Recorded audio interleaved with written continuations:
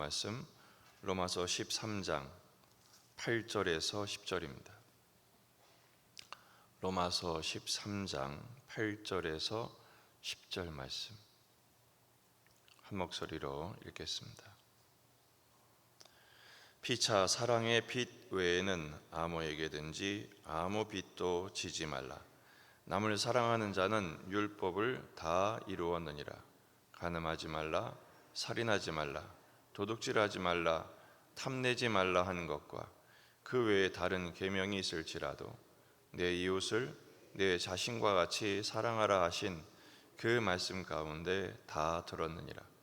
사랑은 이웃에게 악을 행하지 아니하나니 그러므로 사랑은 율법의 완성이니라. 아멘. 본문에 계시된 주님은 어떤 분이십니까? 사랑으로 율법을 완성하셨습니다. 구원받은 성도들의 삶이란 자신의 몸을 드리는 예배자여야 합니다. 자신의 몸을 드린다는 것은 삶의 모든 현장에서 예수님을 닮는 삶이어야 하지요. 정치적인 문제나 세금의 문제나 모든 것이 그러합니다. 그런데 갑자기 세금 얘기를 하다가 사랑의 빚으로 내용이 전환이 됩니다. 왜냐하면 모든 삶의 근본은 그 본질은 사랑이어야 하기 때문입니다. 오늘 말씀이 피차 사랑의 빚 외에는 아무에게든지 아무 빚도 지지 말라. 율법의 참 정신을 설명하시면서 사랑의 빚 외에는 아무 빚도 지지 말라 이렇게 말씀하십니다. 빚 얘기가 나오죠. 첫째 생각할 것은 물질의 빚 이야기입니다. 꾸지도 꾸어주지도 말라는 말인가? 시편 37편 21절 말씀을 보면 악인은 꾸고 갚지 아니하나 의인은 은혜를 베풀고 주는도다 이렇게 말씀하고 있습니다.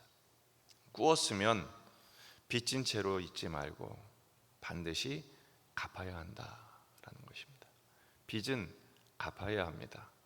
많은 사람들이 그런데 안 갚죠.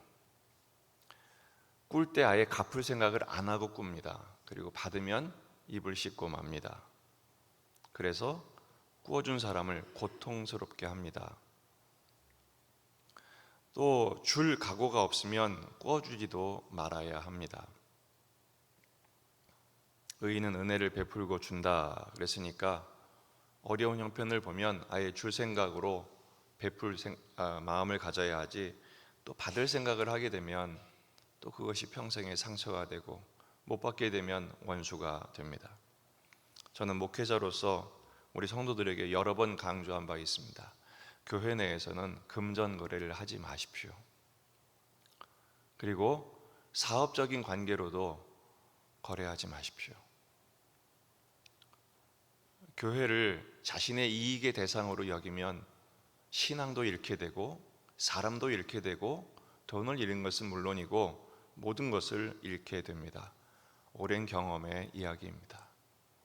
차라리 하나님을 바라볼 기회로 삼으십시오. 그렇게 될 때 하나님을 바라보면 은혜를 경험하게 되고 인도하심을 경험하게 되지만 사람을 의지하게 되면 돈의 노예가 되고 사람에게 매이게 됩니다. 잠언서 22장 7절 부자는 가난한 자를 주관하고 빚진 자는 채주의 종이 되느니라. 노예가 된다는 것입니다. 매인 인생이 되는 것이죠. 목사님 사는 걸 너무 몰라서 그러신다고 그러는데 모르지 않습니다. 유익이 없기 때문에 그렇습니다. 어려운 거 압니다. 그래서 더욱 주님을 바라봐야 합니다. 하나님을 바라보고 주님을 의지하고 주님을 소망하며 빚이 있다면 속히 탕감되도록 하나님 은혜 주시도록 기도하고, 또 많이 주셨다면 베풀도록 노력하고, 이 모든 것은 사랑이 근본이 되어야 합니다. 두 번째는 사랑의 빛 이야기입니다. 갑자기 피차 사랑의 빛 외에는 아무 짓도 지지 말라 이렇게 말씀하신 데는요, 우리가 사랑의 빚진 자 되었기 때문입니다. 예수님의 십자가의 보혈의 은총으로 주님의 사랑을 힘입어 구원을 받았고 하나님의 자녀가 되었습니다. 따라서 우리는 이 사랑의 빚은 하나님의 사랑의 은총을 받았으니 우리의 삶의 모든 근본이, 본질이, 원리가 사랑이 되어야 한다라는 것입니다. 왜냐하면 남을 사랑하는 것 안에 율법을 완성하는 삶의 모본을 주님이 보이셨기 때문입니다. 간음하지 말라, 살인하지 말라, 도둑질하지 말라, 탐내지 말라, 또 다른 계명이 있을지라도 이웃을 사랑하라 한 말씀에 다 들어있지 않느냐라는 것이죠. 이웃을 사랑한다면 요즘 사회 문제가 되고 있는 살인, 성폭행, 도둑질, 사기, 탐심 이런 것들은 있을 수가 없는 것입니다. 야고보서 2장 8절에 있는 것처럼 이웃 사랑이 최고의 법이라고 말씀하고 있습니다. 이것을 지키는 것이 가장 잘하는 것입니다. 부자 청년이 있었습니다. 자기가 어려서부터 율법을 다 지킨 것을 자랑했습니다. 주님 말씀하시죠. 한 가지 부족한 것이 있다. 그게 뭐죠? 사랑이었습니다. 그는 신실한 율법주의자였던 것은 사실이지만 자신의 것을 다 팔아 나눠주고 예수님을 따라가는 사랑을 실천하는 일에는 실패하고 맙니다. 근심하며 슬픈 기색으로 돌아갔죠. 그리스도의 사람들은 율법주의자가 아니라 복음주의자여야 합니다. 주님의 사랑으로 구원받았으니 은혜를 베푸는 자가 되어야 하죠.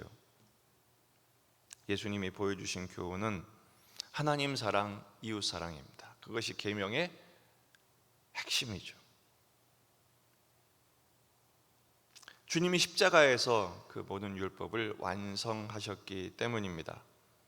율법을 폐하러 오신 것이 아니라 완전하게 하려 오셨기 때문이죠. 십자가에서 그 모든 율법의 요구를 받아내시고 순종해 내셨습니다. 율법의 1.1획도 폐하지 않고 다 성취하신 것이죠. 그 사랑을 받았으니 사랑의 빚진 자로 살아라 라는 것입니다. 바울 사도는 빚진 자 의식을 갖고 있었습니다.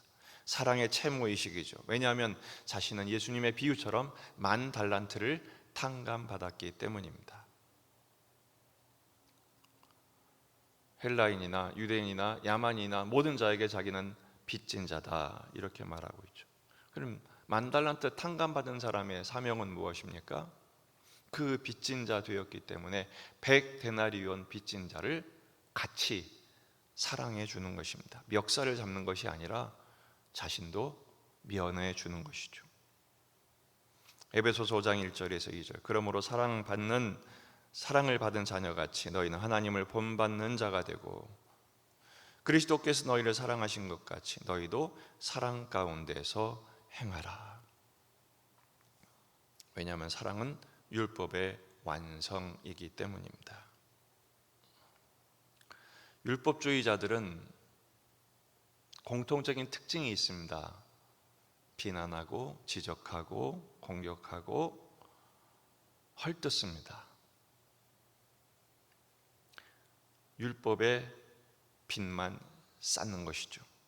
하지만 복음주의자들은, 주님의 사랑으로 구원을 받은 복음주의자들, 그 사랑의 통로로 쓰임받는 인생을 사는 사람들은 그 빚을 갚기 위해서 마음을 집중하는 사람들은 예수님처럼 사랑하는 것입니다. 너희 아버지가 자비로우신 것처럼 너희도 자비로운 자가 되라. 쉽지 않습니다. 왜냐하면 그만큼 손해봐야 되기 때문이죠. 왜냐하면 그게 십자가 지는 일이기 때문이죠. 고통스러운 일입니다. 쉽지 않습니다. 하지만 그렇게 될 때 주님이 영광을 받으십니다. 기뻐하십니다. 그리고 그것이 상이 됩니다. 오늘 말씀을 두 가지 기도 제목으로 정리하기를 원합니다. 첫째는 빚진 자가 되지 않도록 기도하십시다. 어려운 형편에 있어서 빚을 져야 되는 형편에 있었다면 속히 갚을 수 있는 은혜를 주시도록 기도하고 열심히 성실하게 일하십시다. 주님이 은혜를 주실 줄로 믿습니다. 두 번째는 사랑의 빚을 갚는 자가 되게 하옵소서. 사랑의 통로로 십자가의 실천자로 살게 하옵소서. 가능하면 많이 베풀고, 많이 주신 것 안에는요, 내게 주신 소득 안에는 내 것만 있지 않아요. 남의 것도 있어요. 베풀라고 주신 거거든요. 많이 사랑하고 많이 베풀고 많이 나누는 은혜를 달라고, 그리고 그 사명 감당한 우리가 되게 달라고 기도하시고 응답받고 예수님의 사랑처럼 우리도 사랑하는 자로 평생 사랑의 덕을 쌓는 우리가 되기를 주의 이름으로 축원합니다. 기도하시겠습니다. 말씀을 붙들고 우리 자신과 가정과 교회와 이 지역의 복음화, 민족의 복음화, 세계 복음화를 위해서 기도하십시다. 우리 환우들을 위해서, 군인 아들들을 위해서, 수험생들을 위해서 기도하시고요. 주일을 준비하며 우리 공헌 사역을 위해서도 기도하시고, 오늘 저녁 금요기도에 오늘부터는 서신서의 기도, 바울의 중보 기도의 내용들을 묵상하게 됩니다.